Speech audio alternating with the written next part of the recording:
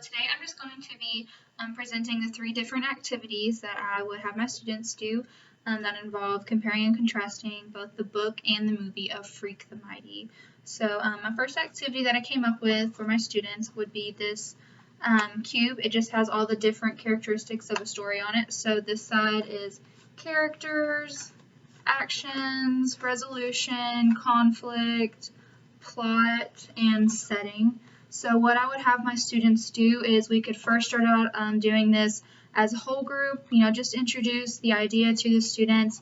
All you would do is you would take the cube and you would toss it. Whichever word is face up, that's just the word that you would go by. So the one I got was setting. And how you'd introduce this to your class is you would just roll the dice. If it landed on setting, all you do is ask a specific student, whoever rolled it, possibly, just to list either a similarity or a difference in the setting between the book and the movie. So for an example, one of the differences is in the book, I think they lived in Cincinnati, and in the movie they lived in Chicago. So that was just a difference in setting.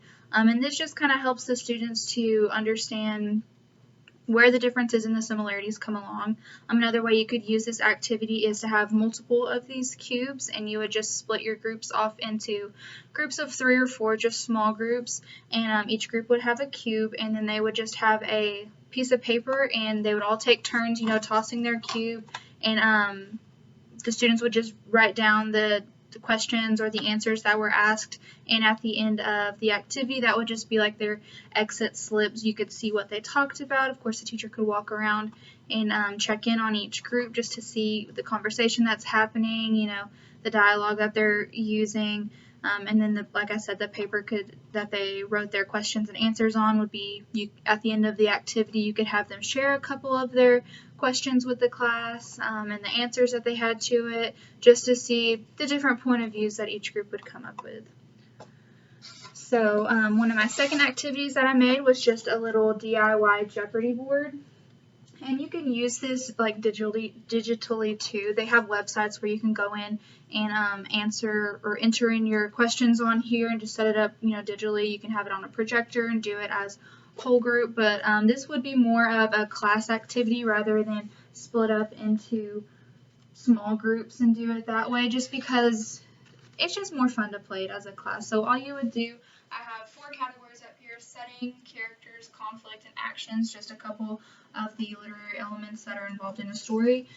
And you would just show the students the basic rules of how to play Jeopardy, and then you would go through, you'd split the students preferably into 2 teams. You could split them into, if you have a big class, even 3 teams, and you just kind of make it a fun, friendly competition. So all you would do is you'd split them up into teams, let them pick their team name, be something super fun, and then you just go around the room. They get to pick which category they want and which point number they want. On here I just have 200, 400, 600, and 800, and then a couple, just an example, I made these where it flips up. So under the character category for 600, the question is, how long did the doctor say Kevin had left to live?